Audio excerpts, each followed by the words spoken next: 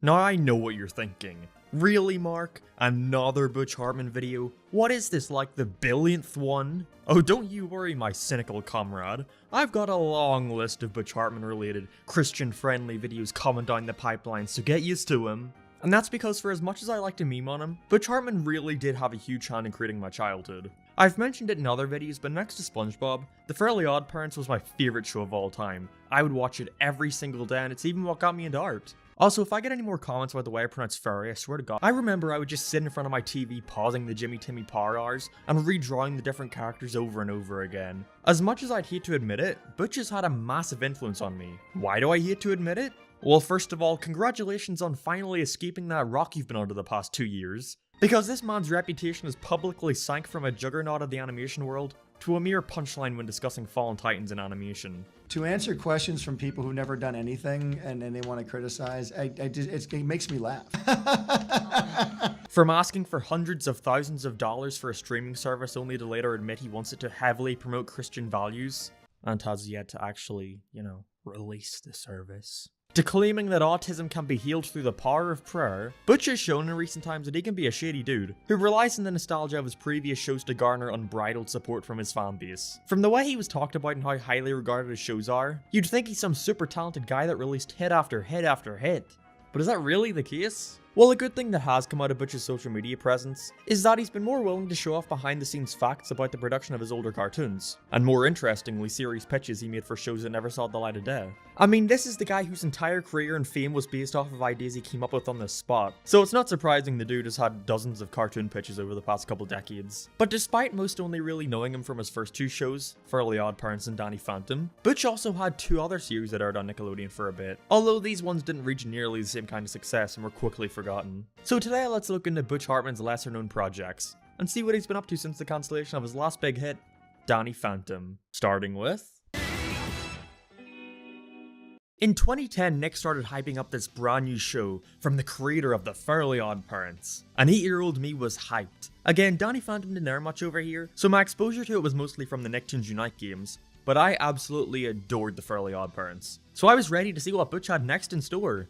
I waited and finally got the chance to watch the premiere, and it was alright. Tough Puppy is a show about Dudley Puppy, a clueless, childish dog who manages to get hired as a spy for an organization called Tough. With the help of his partner Kitty Catswell, who is really popular, the two fight crime and protect the town of Petropolis, not to be confused with the Brazilian city Petropolis. Despite this more action-y setup, the show still aims to be your run-of-the-mill comedy, with very little action to speak of. I guess stick to what you know, but Butch has always had an affection for buff, manly superheroes in action, so it's weird he never tried to translate that into his own creation. Or maybe he did, but more on that later. One thing I was especially excited for in this show was that Jerry Trainor of iCarly fame was going to be playing the lead. I love Jerry Trainor, and he does a great job at playing him. His character in iCarly was always very exaggerated and goofy, so his voice translates perfectly to a cartoon character. I remember as a kid, even though I didn't like this show, I was happy to see it air a lot because it meant Jerry Trainor was getting more work. It's just too bad the character he plays has nothing really to him. He's just your stereotypical doofus character who always manages to get the gang in and out of trouble without much thought. In the first episode they set up that he's like the perfect mix of every breed of dog known to man, but I don't really see the point in that. You're setting up that the main character is like a perfect creation. You think that'd get boring, but no, it doesn't. Because it never comes up again, or has any kind of impact on the plot. What was the thought process here, Butch? Dudley's partner is the best agent of Tough, Kitty Catswell. She's basically his opposite. She's short-tempered and highly skilled. I actually don't mind their dynamic at all, they work pretty well off each other. And I guess others must have thought the same because despite this show being generally forgotten, she's the one character I still see posted about from time to time. No need to elaborate further on that. The rest of the characters are mostly forgettable. The scientist Keswick is just a furry Professor Frink, and the chief is just the generic strict boss. I think the villains are a bit more unique like Snaptrap or the Chameleon. That's his name. They do a good job at standing out more, but mostly just fall under the same 2 to 3 jokes. Like the Chameleon can turn into stuff, so that's all they ever do with him, and Snaptrap is dumb, so that's all they ever do with him. After 3 shows, you'd think even Butch would be getting sick of doing nothing but stereotypes. I actually like the art style of this show a lot, because it's just the Fairly Odd Parents style. Make what you want of his current art, but these three shows had such strong and distinct art styles from the norm. Butch's characters always have such strong silhouettes, and his posing is great, they're also expressive. It also wasn't afraid to switch up the art style at times, like with the penultimate episode of the series, that featured the characters getting turned into CGI, which is always cool to see interact with a 2D plane. I also love how they went for that stylistic look in 3D. This wasn't really as common back then as it is now. Dudley, we've gotten puppier! Okay, I didn't want to have to bring it up, but someone on Butch's team clearly has a couple fetishes they like to insert in every single one of his cartoons. Or maybe it's Butch who put these in. Explain yourself! Other than that, the humor in this show falls flat most of the time. This has always been an issue in Butch's work, but it only got worse with this one. You know that cliched, "at least it's not raining" joke that's in like every single thing ever? That trope that is so commonly used that it's been parodied to death? Well, that takes up about, I don't know, 99% of Butch's humor. Every single Butch show is just 11 minutes of running gags and then the opposite happens jokes. While not the worst thing in the world, I wouldn't recommend watching Tough Puppy. I'd be more forgiving if it leaned more into the action aspect of it, but it's way more focused on being a comedy. And when that's all your show has to offer and manages to feel at that, then there's nothing I can really get out of it. Now, while it is true that just because these tropes are done often doesn't mean it's done poorly, but I think it's important to show that if you make shows with these same tropes over and over again, it makes them harder and harder to stand out from one another, and Tough Puppy really doesn't do a whole lot to stand out. I didn't realize until I looked it up, but this show managed to run for a relatively long time. Like, it has more episodes than Danny Phantom, what most, but not me, claim to be his best work, although it evidently didn't reach or connect with most viewers, as this show is mostly forgotten about nowadays. I'll give Tough Puppy this though. Butch tried a concept that wasn't just average young boy comes into contact with a magical or supernatural element and now has to deal with it in his everyday life. Butch really is reaching new strides. Bunsen is a beast! Bunsen is a Beast is a show about an average young boy coming into contact with a magical / supernatural element, and now he has to deal with it in his everyday life. It's clear Nick really wanted 2017's Bunsen is a Beast to do well, going so far as to release a short crossover event of all Butch's characters, only to introduce Bunsen at the end. Was it worth all the hype?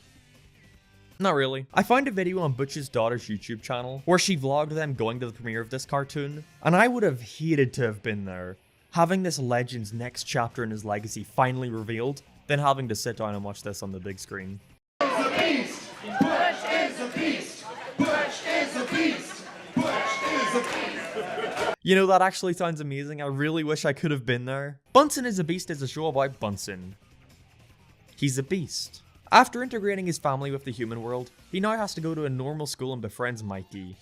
I want to describe him, but my memory is failing me on what his personality is. The conflict of the show comes from Amanda, the school hall monitor. For some reason she hates beasts and wants Bunsen taken away by the police, despite him never really doing anything to her, but her plans always fail with hilarious consequences. I will now don a costume, which I coincidentally purchased from a store called Don's Costumes. Oh look, Butch hired the same composer again. Guy Moon does it again by giving every single action its own little music cue. Bunsen as a character really seems like it's Butch's answer to SpongeBob, about 2 decades too late. It's like he thought, all I gotta do is create a short square character who has an annoying voice and defies the laws of nature and people will love it? I'm joking of course, but I really wouldn't be surprised. It's really evident through his videos that he was incredibly jealous of consistently being number 2. So the show's canceled, right? And I'm like, well, that's really too bad. I'm like, why? They're like, well, we're canceling your show because there's no sponge in it. And I'm like, well, I could put a sponge in it, but there's already a show with a sponge and a starfish. I can make my show about a sponge and like a catfish. They're like, no, that's dumb. But that's probably Bunsen's biggest problem. Every character is incredibly annoying. Bunsen speaks with this constant screechiness, where you don't even register what he's saying half the time. Nice shot, Ivan! Ivan!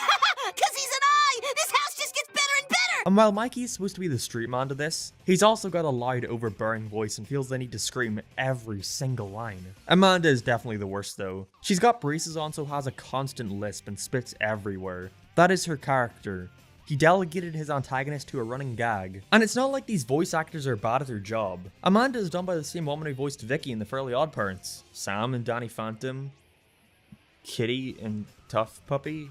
You know, I'm starting to realize why Butch's shows have such a hard job of standing out from one another. I mean, really, it's written like every other Butch Hartman show, except his tropes and writing style only gets worse with each one. It's like take every problem I had with Tough Puppy's predictable humor and double it. The only thing this one does different is that the art style is slightly varied from his norm. I wish I were saying this as a positive. If you look at the artwork Butch produces nowadays, either from his commissions or his YouTube channel. It's pretty clear to see how much his art has deteriorated. This actually isn't all that uncommon. Over time, you naturally start refining your art more and more and eventually start exaggerating certain features like the hair. Look at Timmy's, now Danny's, now Mikey's.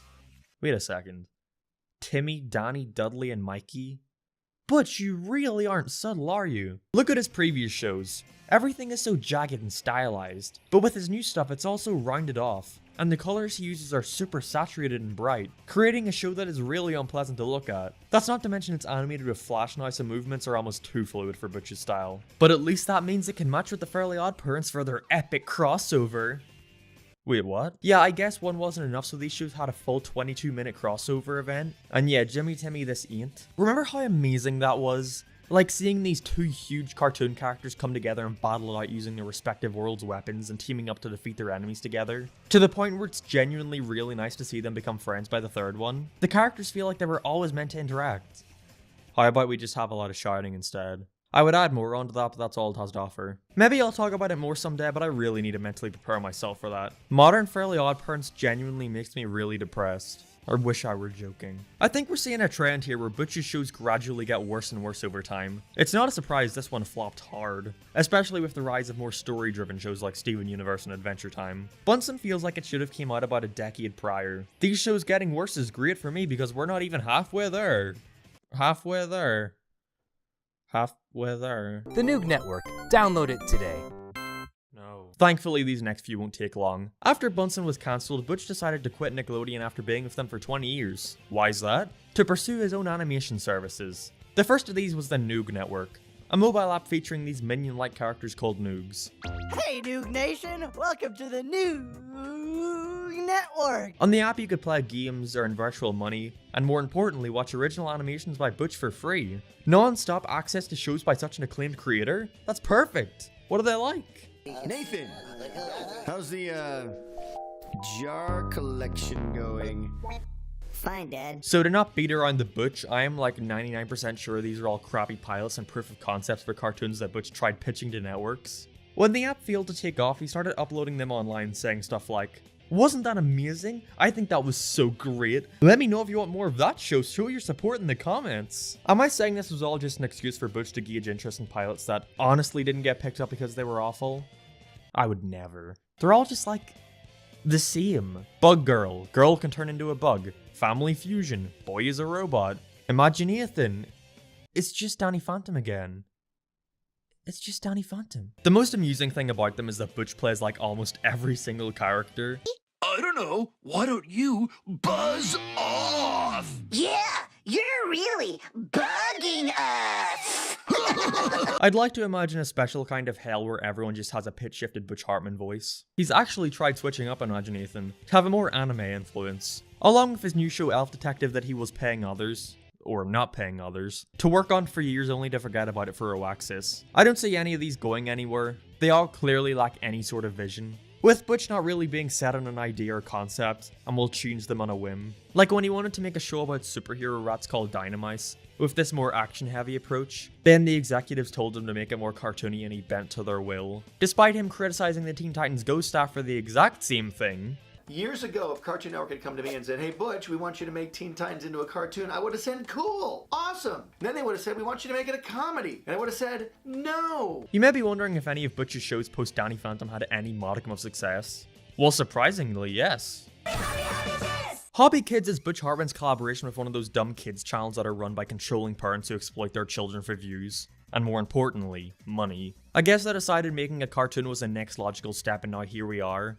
A baby show. The designs of the main three kids aren't awful, but that's kinda where my thoughts on the show ends. I'm mostly just disappointed that this is what kids grew up with now. It features such amazing plot lines as going to the gamer cave, or even an entire episode sponsored by Carl's Jr., where characters will stop for a few seconds to talk about how amazing Carl's Jr. is. Wow, that sure is a long line. Carl's Jr. must make pretty amazing burgers. They make the best hamburgers in the universe. Honestly, imagine stopping your show just to disrupt the pace by promoting a product. What? I'll give Hobby Kids some credit though. If it weren't for its creation, I would have never gotten to meet Butch Hartman in person at VidCon last year. Subscribe to LS Mark. I was actually told he would have been going this year too, but sadly the world was against me and decided to cancel it. Maybe it wasn't meant to be. Anyways, it looks like the Hobby Kids channel is kind of dying now, so I don't see them thinking it's worth it to pay Butch for more episodes. And thus he had to go out and find another thing to do while bathing in his riches. The garden we want to grow with you. This is like brand new, and I think other people are going to be talking about this sooner or later, so I'll keep it short, mostly because its backstory is way more interesting than the show itself. Butch Hartman is pretty open now about his Christianity. He started a new show called The Garden, which is exclusive to a Christian service where you can purchase every episode for the low price of $130. And by every episode I mean 6 episodes that are around 5 minutes in length. The show is about this lion and lamb with very phallic hands, living in the garden and doing tasks granted to them by the boss, this all-knowing voice in the clouds. Child slavery. This is very subtle, Butch. I definitely cannot tell what this is all referring to. Even more than Hobby Kids, it's apparent this is made for really young children, teaching lessons like, tell the truth. I think this would be pretty noble of Butch if there were, let's say, free YouTube shorts. I mean, they look about that quality. We even get a special cameo from the man himself, Butch Fight Man. Hello there. They were animated by around 3 people, leading me to believe they had a really low budget. They probably could have afforded to pay a couple more if Butch didn't feel like hiring Guy Moon again. Jesus Christ, Butch pays this man to compose his entire life. I'm sorry I used the Lord's name in vain, Butch. Turns out that none other than Terminal Montage actually helped animate these. It's not that surprising since he also helped with some of the Noog Network animations, but it's interesting nonetheless. I joke around about him a lot and will continue to do so, but to be real for a second, it's honestly incredibly disheartening seeing Butch's many public meltdowns. Seeing the guy who created one of your main influence consistently showing again and again just how low he can go. Judging by how many hits he's had compared to misses, should we accept at this point that Fairly Odd Parents and Danny Phantom were just a fluke, and only good because Butch got the right people to work on it and flesh out his ideas into something great, and once his ego grew, surrounded himself with yes men who didn't challenge his ideas no matter how bad they were? I'll let you decide. So yeah. Pekuro.